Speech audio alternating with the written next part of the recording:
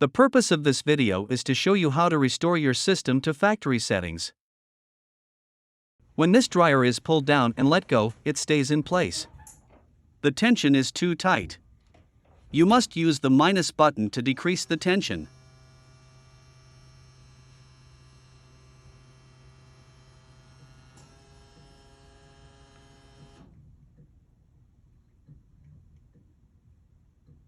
Now the tension is too loose.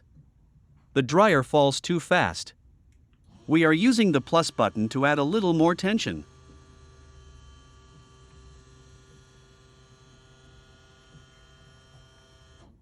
Now the tension is perfect. The dryer drops slowly, which is what we want.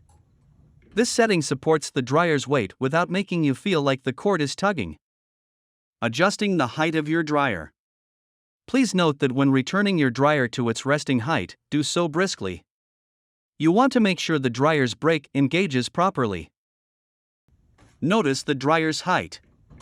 We will use the remote control to raise the resting position.